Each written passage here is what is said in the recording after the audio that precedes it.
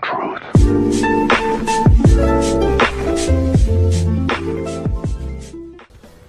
what is up everybody? It is the True Epic Gamer here. I've got you guys another Oxide tutorial. This time it is probably on my least favorite track out of any of them in the game. It's Teeny Arena. This is probably a 5-minute long video or something ridiculous compared to my other tutorial videos because this track just goes on and on and on. That's why I hate it. It's pretty basic.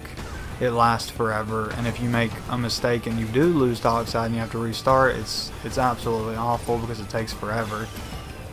You could see earlier there was a boost pad and I got the Sacred Flame for a second, but I lost it. Any of those that you find, you obviously want to try and keep. It definitely can help you out on this track. And another little thing is, just because there's a bump there doesn't necessarily mean that you need to jump it as high as you can. Okay, now for example, if there's like 6 little jumps in a row, you jump the first one and then you just kind of drift over top of the next ones, and you just continuously get your boost because you can still get your sliding boost while you're doing that. A lot of people think that resets it. It doesn't. You can see the bar on the right keep moving while you're doing that. Another thing is, when you do get the Sacred Flame, or even when you don't have it, it's beside the point. If there's a turn that you can't seem to make on this track, it's because you need to do an air brake. So basically, when you jump in the air and you hold square and down at the same time, I can't stress how important the down part is, then you'll turn really sharp mid-air and you won't lose any of your speed. I've got basically an entire video on this if you go to my turbo track video.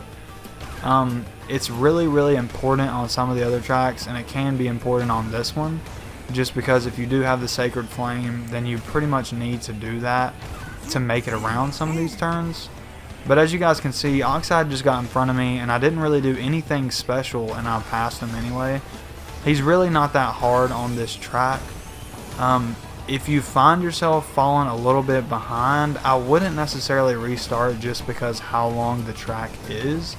If you think there's a chance you could win, I would definitely go for it, because if you're anything like me, then you absolutely can't stand to retry this track.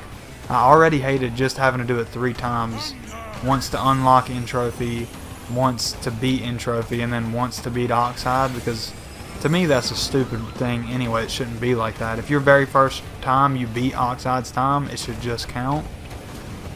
But that's beside the point, and I'm sure they won't change it, and if they do, it'll be too late because I've already done them all. Hopefully that'll help somebody in the future if they do decide to change that, because that's ridiculous. They've actually got a lot of things in this game they need to fix. Not necessarily the game, but more so the online. But that's for a whole nother video. Basically guys, that's all there is to this track. Like I said, every little jump you don't necessarily need to jump on if you already are in the air from the last one. You can definitely get your drift from the rest of them. As you can see right there is what I'm talking about. How it just kind of slid across all of them as if it was just a flat platform.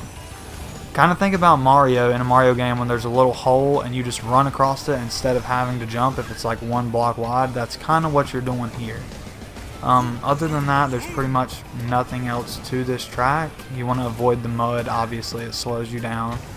This shouldn't take you too many tries. If it does, you let me know in the comments if there's anything specific that you need help with. But that's pretty much it guys. I hope you liked the video. Make sure to like, comment, and subscribe. And as always, peace.